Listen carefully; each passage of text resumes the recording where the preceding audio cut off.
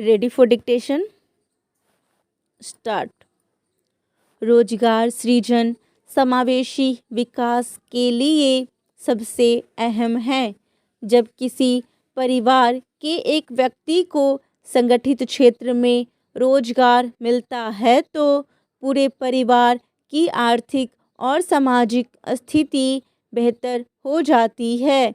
इसके अलावा परिवार के एक सदस्य को संगठित क्षेत्र में रोजगार मिलने पर उसके बच्चों का भी भविष्य बेहतर होने की संभावना रहती है।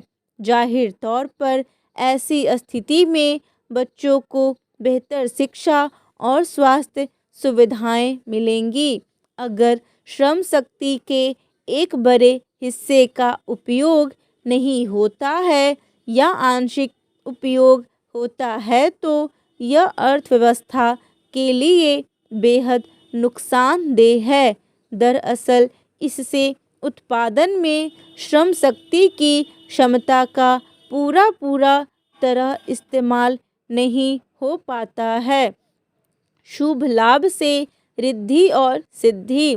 आत्मनिर्भरता का मतलब निजी क्षेत्र और सरकार की पूरक भूमिकाओं की पहचान करना है। दरअसल बाजार की ताकतों की पहचान किए बिना आत्मनिर्भरता को हासिल नहीं किया जा सकता और सामान्य परिस्थितियों में निजी उद्यम और हमारी ज़रूरतों को पूरा कर सकते हैं।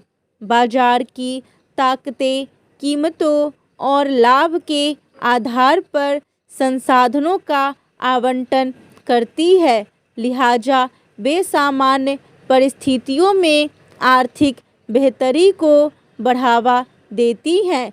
इस तरह निजी उद्यम को बढ़ावा देना आत्मनिर्भरता का एक अहम पहलू है। शुभ लाभ की अवधारणा का मतलब यह है कि लाभ बुरी चीज़ नहीं है।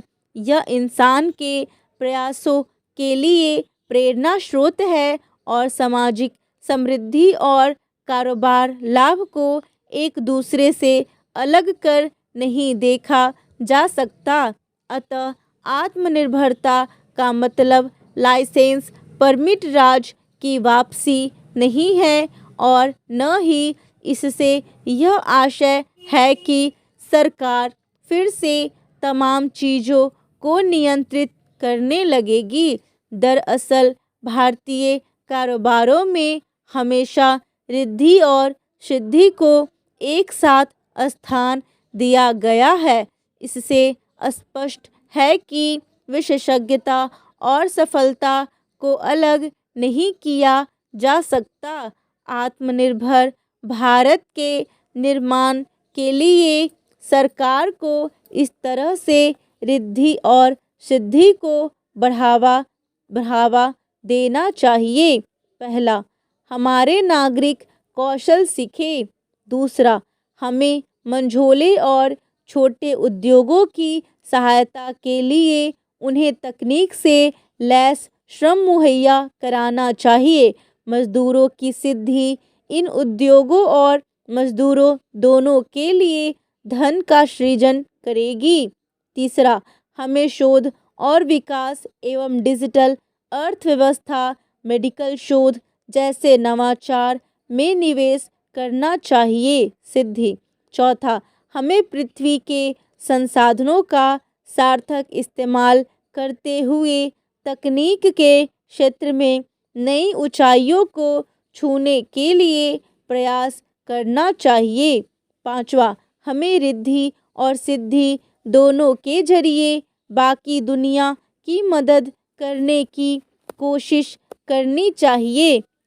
साथ ही जैसा कि मौजूदा कोरोना संकट के दौरान देखने को मिला है, बाजार की ताकतें और निजी उद्यम आपदा और युद्ध जैसी स्थितियों के दौरान सुस्त या पूरी तरह ठप हो सकती है। अगर बाजार और निजी उद्यम समाज की सभी ज़रूरतों को पूरा कर पाते तो मास्क सैनिटाइज़र या सुरक्षा उपकरण की कमी नहीं होती। इन चीज़ों की बढ़ी मांग पूरी हो जाती और किल्लत नहीं होती। हालांकि इन चीज़ों की भारी किल्लत हमें ऐसे आर्थिक मॉडल को अपनाने की तरफ इशारा करती है जिसमें आत्मनिर्भरता के लिए गुंजाइश हो। इस वजह से स्वास्थ्य, जीवन रक्षक दवाओं, भुगतान प्रणाली, मोबाइल संचार और रक्षा जैसे अहम क्षेत्रों में सरकार को अपनी आर्थिक मौजूदगी रखनी होगी। एक आत्मनिर्भर भारत के लिए अपने आह्वान में प्रधानमंत्री श्री नरेंद्र मोदी ने विकास को बनाए रखने के लिए 5 स्तंभों पर जोर दिया: अर्थव्यवस्था, बुनियादी ढांचा, प्रणाली, आधुनिक तकनीक पर आधारित, जीवंत जनसांख्यिकी और मांग।